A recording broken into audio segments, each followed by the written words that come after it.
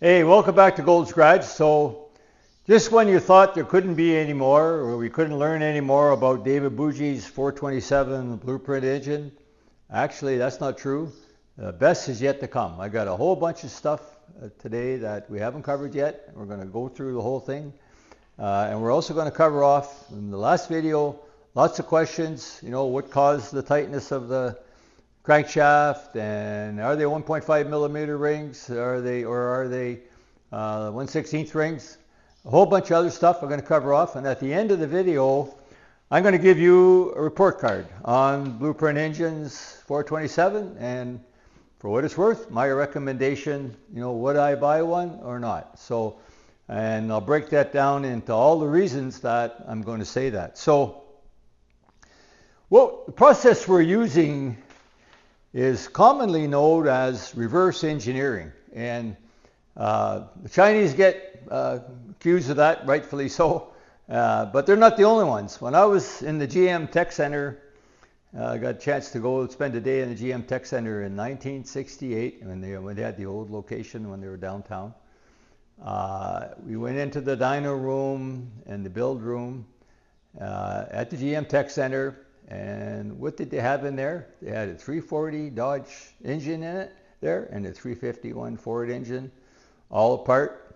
So reverse engineering is you take it apart, you do all the measurements and clearances and observe methodology that they're built, and you see whether, you know, you can make it better. So or apply those to your own. And that's why a lot of these small block engines in that era look pretty darn similar to each other, because they basically do reverse engineering. And is that cheating? I don't know. It's their right to do that. Anyway, so one of the things right off the bat is, and we will know more about this engine, as I said before, than Blueprint does. So let's get started with the things I'm going to cover. When I made the previous video, I had the balancer on, and we had a tight spot in the crankshaft, and I demonstrated that. There was one piston in, and of course the camshaft was in, and so I had lots of suggestions. It's probably the timing gear. So I already had it apart by the time I saw that. The piston was out, the camshaft was out, and I couldn't actually remember if I took the piston out first or the camshaft out first. So I actually put it back together. I got the crankshaft back in, the timing gear back in, no piston, and here we go. The timing chain is not the problem. It turns freely. Actually, I could turn that crankshaft with my hand. So I put that back in. I'm going to take it out on camera in a few minutes, because I want to show you the small base circle camshaft and how that works and how that's important, and with a 4-inch stroke engine necessary. Because when you think about it, when these guys designed this engine in 1953 or 54, it had the original engine in the 265 had a 3-inch stroke, and so did the 283, a 3-inch stroke. So there was lots of room in that case. I don't know whether they actually envisioned someday somebody would put a 4-inch stroke or even more in it, and as a result of that, it's amazing that we can fit a 4-inch stroke in the same case, but that's how they do it. So I covered the tight spot. How I blueprinted the connecting rod clearances. So one of the important things is, I said I'm going to blueprint a blueprint engine. So if you look at the sketch, we'll put a screenshot as usual. That is a screenshot of my spreadsheet showing the crankshaft dimensions and the clearances on all the connecting rods. And the ones in yellow are the ones that were originally tight, 015, 016, 019, and 015 again. So 3, 4, 6, and 8 cylinders. I like to be between 2 thousandths and 2.5 thousandths of clearance, and that's what they were. Now, would the engine have failed because of that? No, they probably would have been just fine. The GM specification for minimum clearance is less than 1/1000th of an inch, so 015 would have actually been okay. But we're blueprinting, right? So we want to get it right. We want to get those clearances between 2 and 2.5 thousandths. So what you can see, what I did was, on those four connecting rods. I changed 1/2 to an extra clearance bearing, left the original bearing on the other side. And yes, you can do that. I've showed this before, because at the parting line, the clearance is more anyways. So by doing that on those 4 cylinders, four connecting rods, we now have 020, 021, 024, and 023, and the average is 022. So 2 thou to 2.5 thou is what we're aiming for, and we're right on the money. So you know, there is a kind of an accepted standard that clearance should be 1/1000th of an inch per inch of diameter. So it's 2.1 thousandths. The crankshaft, by the way, the crankshaft rod journal is 2.1. So we are, you know, right on the money with that. So that's what blueprinting's about. And so I just show you how we did that. Piston ring thickness. So someone commented, I said it was 1/16 millimeter piston rings, and because I looked at it quickly with the piston ring in the engine and on the piston, so I took it out just to show, and there it is, 58 thou. So 58 thou is 1.5 millimeters. 1/16 of an inch would be 0.62 millimeters. So yeah, I was off by 4 thou. So, but anyway, 1.5 millimeter ring package. But one of the things, why do they do that? They do that to reduce, because when you make a ring thinner, it doesn't need as much tension and much force against the cylinder wall in order to seal. And that's really, they should be more known as low tension rings rather than thinner rings. But one of the things to note on it is the width of the oiler ring, how narrow the oiler ring is. I think it's a little less, it's actually less than 1/8 of an inch. The oiler ring actually causes more drag than the compression rings do. So oiler ring size is critically important. And one of the things, I'm coming back again, is in the case of these engines, you haven't got much room because your pin is so high, you got to use every bit of clearance that you save by using thinner rings. You got to fit all those rings in between here and the top of the piston. So it gets pretty crowded. So small base circle cams, I'm going to cover that off. So I'm going to actually take the cam out now for you. Won't take long. Get that off there and show you something else. Take a second. I think I mentioned before, even though it's a roller cam, this roller cam that they used in this engine is a Gen 1 cam. It will fit in the original Chevrolet engines that did not have roller cams. So that's just to show you a little bushing that they put in there. In this case, it looks like it's pretty much a concentric bushing, but by using an offset bushing, you can advance or retard the camshaft. So I've already degreed this cam on camera. It's 105 degrees center line, 112 LSA. So it's already got, you know, 5 or 6 degrees of advance. So let's get the cam out quickly. It won't take very long. It's my high-end cam removal tool. I got to kind of get around here, Alex, so that I can do it without. Just be careful. Take your time.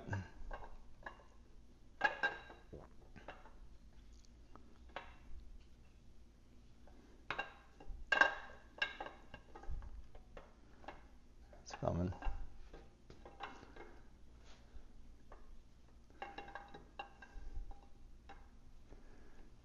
Okay, we got it out. So I'm going to make a little room on the bench so I can come in here and show you what I'm trying to show you. I've got ordinary original cam. This is an old Gen 1 cam. This is not a roller. This is a roller, so that makes a difference as well. But if you look at the size of the lobe on the camshaft, it's called a small base circle cam. So if you measure the cam on the base circle, Okay, I got to come around here. That's a bit awkward, I guess, because I'm trying to stay in front of the camera as well.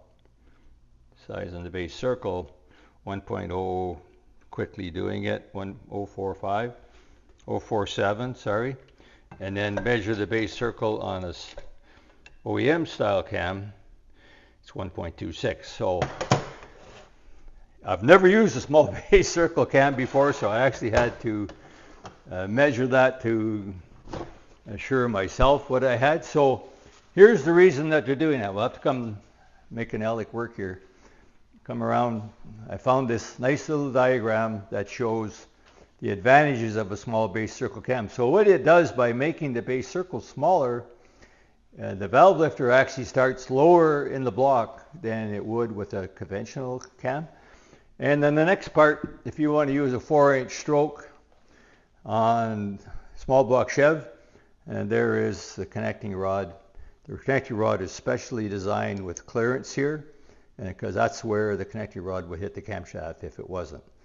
So one of the other things I pointed out in the previous video, these connecting rod bolts, this grinding was done after the bolt was torqued. So you have to put the bolt back in the same hole that it came out of, or that's not going to line up. They actually torqued the bolt, and I guess I'll cover that off now. To get the torque, I actually called Blueprint for the information, and they told me 64 foot-pounds. So I did a lot of work with my my ARP bolt stretch gauge and torquing. I did a number of them just to follow up on that.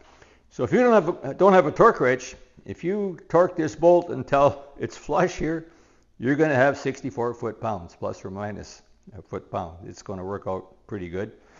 And that torque only gave me 4/1000 of an inch of stretch, which is okay. I kind of like more, but I don't want to use more. And if I do, that's not going to line up anymore. So it worked fine. And you know, we're showing components, nice H-beam connecting rods. This is a nice quality piece, and I'll comment more on that when we get going. One of the other things about the bolts I needed to show, I didn't show this very well before, but on any high strength, high quality bolt like this is an ARP 8740, which is their base. I think it's 170,000 PSI. As you can see, it's neck down, smaller in diameter. So the thread's actually 7/16, and it's 7/16 here, but it's only 3/8 here. So why do they do that? They do that because when you torque it, they want all the stretch to take place in this part of the bolt. They don't want it to stretch where the threads are, because it'll distort the threads and that'll affect the bolt torque. So when you torque it, the bolt threads do not distort. All the extension takes place in that section of the bolt. So a little bit of fastener information for you. Jumping out a little bit, so small base circle cam, and that's how you get away with putting a 4-inch stroke on a block that was made for a 3-inch stroke. Now a 383 on the other hand doesn't need a small base circle cam. It does need rods to clear that. I have built some 400s with the original style. If you look at the original style rod, you can see if it was in there, you wouldn't have a chance. You'd be knocking on that rod bolt. And the odd time in a 400 with the original bolts, you'll get the camshaft touching the connecting rod bolt as well. So you got to deal with that. You got to clearance it, right? So I covered small base circle cam. Just trying to make sure I covered it. Okay, oil pressure relief valve. So I mentioned in the previous video that I got the oil pump apart. It is a high volume pump. I don't typically use a high volume pump, and I talked to David about this. We come up with, these guys are pretty smart. We're not going to try to outsmart them. They use one for a reason, so we're not taking it out. We're going to use it again.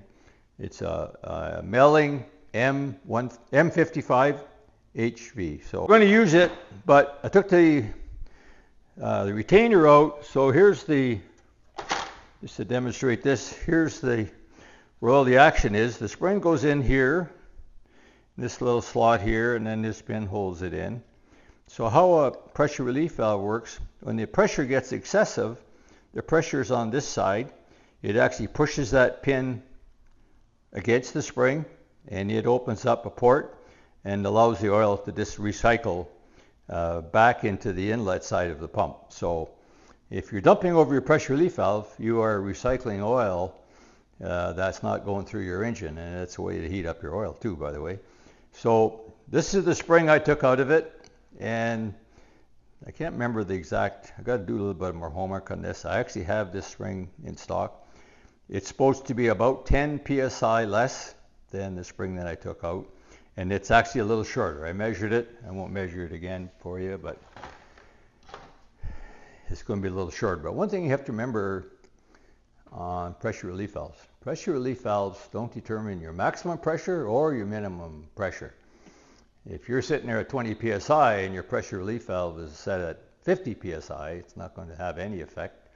On the other hand, even if your pressure relief valve opens and it's bypassing oil, if you've got more oil coming than can get through the engine in that time, it's going to exceed the pressure that your pressure relief valve setting is. So you have to understand that. It's not just a matter of changing springs, because pressure is created by volume of the pump. Pumps don't pump pressure, they pump volume.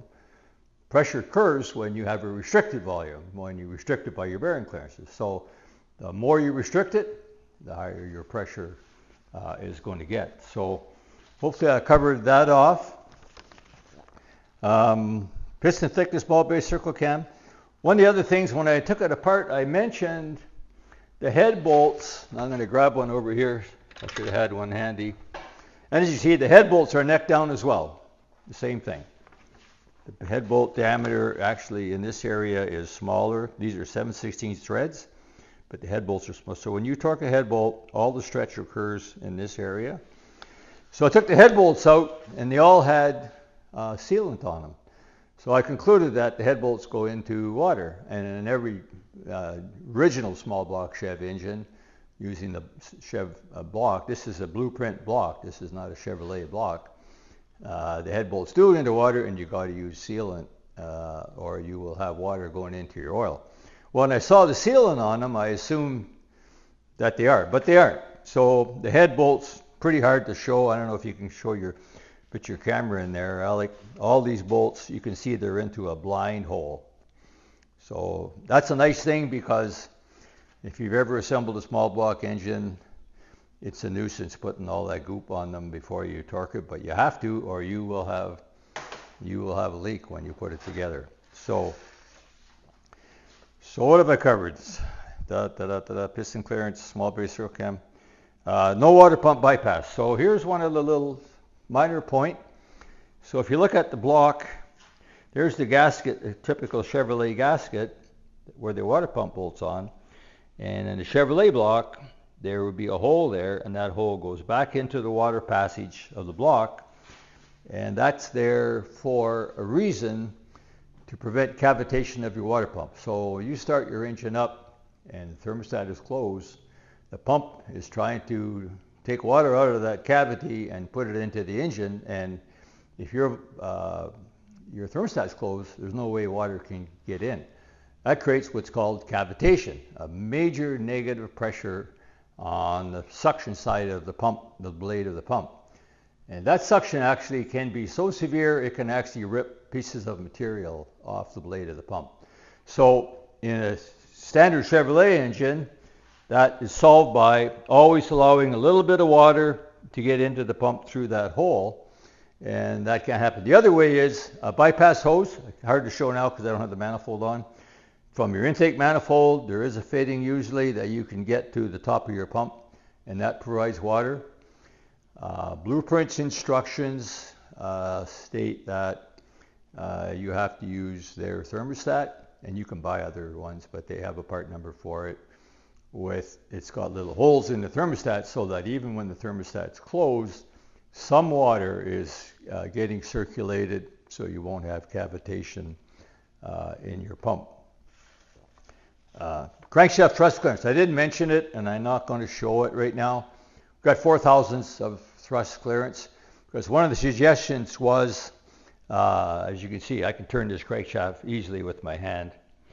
And it could have been, if the thrust clearance was tight on the crankshaft, then the tightness could have been caused by that. And one of the suggestions, one of the comments, I like to respond to comments. I read all the comments. I reply to as many as I can. For some, there is no reply. But the commenter said, hit it with a rubber hammer on each side, and you will, basically what that does is smack the flanges of the bearing, the thrust bearing, even, so that you won't have any offsets. So that'll actually sometimes actually improve your thrust clearance. So I think I've covered it mostly off, and I'm going to show comment at the end here now. There's always more, I guess, but I said that we will put a screenshot of all the dimensions. By the way, this is the documentation that we have on David's engine so far. And I got an idea of some guys saying the screenshot's too small, I can't read it. I'm going to try and fix that when I edit this video. So one other thing I didn't show yet. 2 other things. So somebody commented, I said foot-pounds, and they said, no, that's not right. And we got into a controversy. I didn't, but some of my viewers did, whether it's foot-pounds or pounds-feet. So I actually got out my Machinery's Handbook, and I tried to find a reference. Machinery's Handbook's that thick, and I still couldn't solve it. But if you read the torque chart, the way they show it in pounds, feet. And I think that's the correct way, although I say foot-pounds all the time.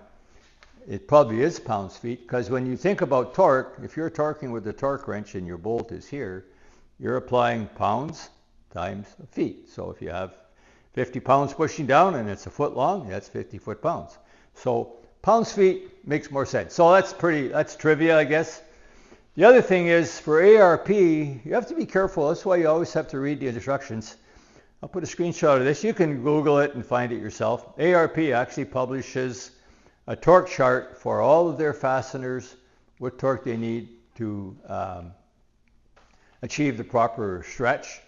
And I've tested a bunch, and by the way, and my finding is the torque chart that they give you usually gets you to the minimum, and that's why from now on, and sometimes not quite to the minimum. So now on, I'm using my ARP stretch gauge on connecting rod bolts. The only application that's practical for them, for doing that, is your connecting rod bolts, which happen to also be the most critical, most important bolt in your engine. So covered that off.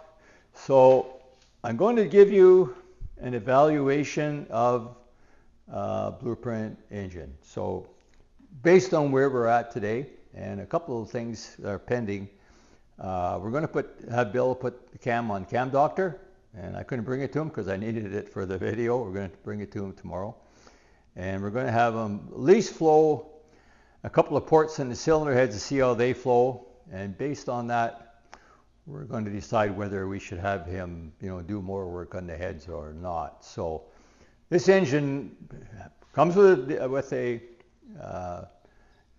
torque chart and made 542 horsepower. So the heads can't be that bad. They got to be flowing 280 or so at least in order to achieve that. But we'll find that out. So I haven't done that yet. So the end result is, would I recommend you buying a Blueprint engine? So what are the pluses and minuses of that? So we're going to comment on some things. First of all, documentation. The documentation that you get from Blueprint, and if you buy a complete engine, you get a 30-month warranty. If you buy parts of it, you're not going to get that. But there's lots of documentation. There's ample documentation that you need in order to start the engine up. But if you're looking for bearing clearances, torques, any of that kind of stuff, it's not there because they don't really want you taking their engine apart. I had to call Blueprint myself, and the customer service was pretty good. Press 2, press 3, press whatever. I finally got to somebody who gave me the torques, and the torques made sense. So no complaints there. Customer service, warranty. So as the delivered package, I'm just going to go through the points. I always need a little help to stay on track, so I'm going to do that. So started and ran well. I put this engine, I've already run it, wrong engine. I've already run it on my test stand. It started and ran well. Now I put a different distributor in it because I didn't have a coil for their distributor, so I put an HEI. But it started up and ran well, no issues whatsoever. It had 0 leaks. It was really nice and tight. It idles well at 1,000 RPM. That's a pretty big cam.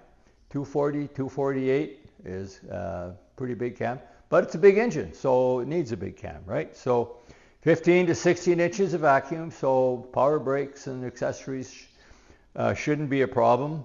Should be very streetable. Should not be difficult to drive on the street. Has lots of low end torque, and for that reason, I think David's just going to enjoy it. 540 horsepower and almost the same torque. It's going to be, the whole hard part is going to be holding the darn thing down because it's got a lot for a street engine. Before we took it apart, we did a leak down and compression test, 7% leak down. That's as good as you will see in any crate engine, and I get my blocks professionally honed at Atchison machine.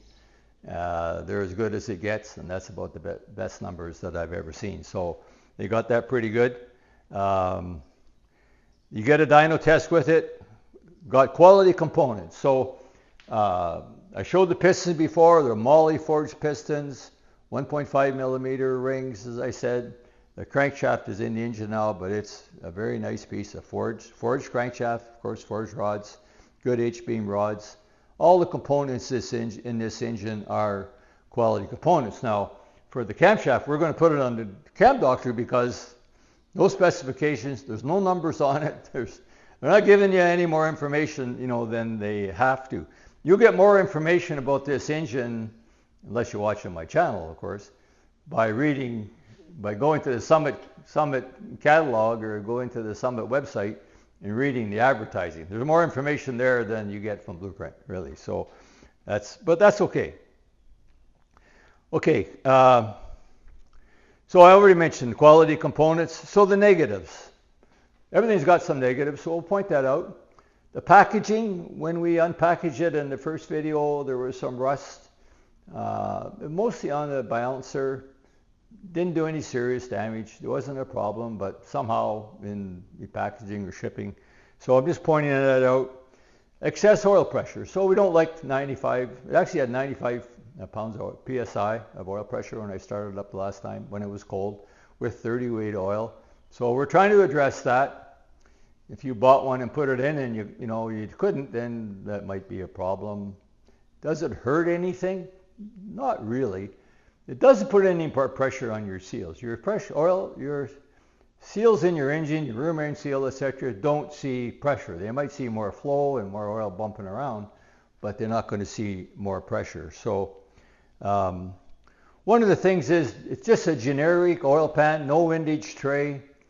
But I think one of the reasons for a generic oil pan is a lot of these engines that they sell are going to go in special applications, hot rods, etc., where they probably can't use that oil pan anyway. They probably won't use that oil pan. But that's an oil pan that I can buy pretty much the same oil pan, for less than $100. So it doesn't have any trap doors or anything like that in it. But it'll work just fine. I mean, it's not a problem, but I'm just pointing that out. So one of the things, the bearing clearances, pointing it out, as I mentioned, the blueprint I had to fix 4 bearing clearances. Would it have failed if I hadn't done that? No, it would have been fine. I just like that better. A little more clearance is always safer. You never know where an engine is going to go. It gets too hot, it gets overheated or whatever, lots of stress, you're racing, whatever.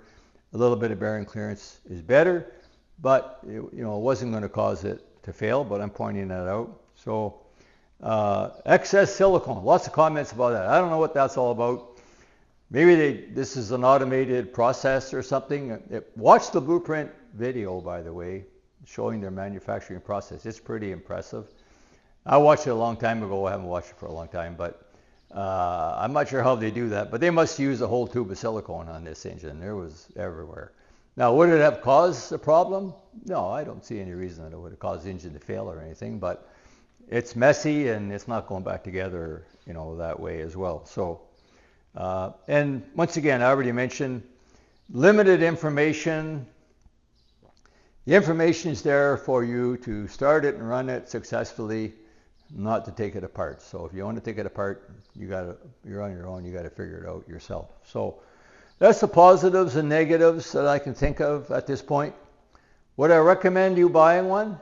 Yes. For guys that are not in a situation where you don't have a custom builder or you can't build it yourself, it takes a lot of wherewithal to build an engine, guys. It takes a lot of specialized tools and equipment, access to good machining, access to parts, all that kind of stuff.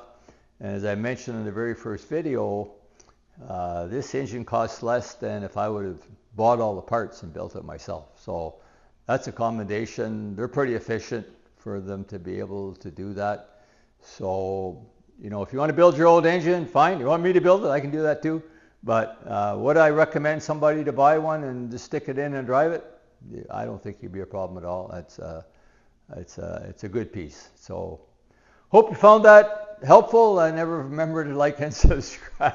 I need Bill here to remind me to like and rally or somebody.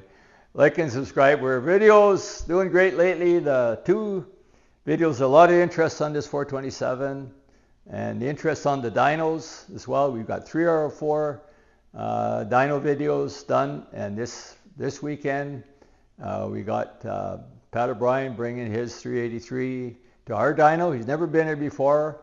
I only met him once before. We're going to get together this Saturday and we're going to dyno Pat's 383 at Darrell Waters Dyno. So hope you found that interesting, and thank you for your support. Please keep watching.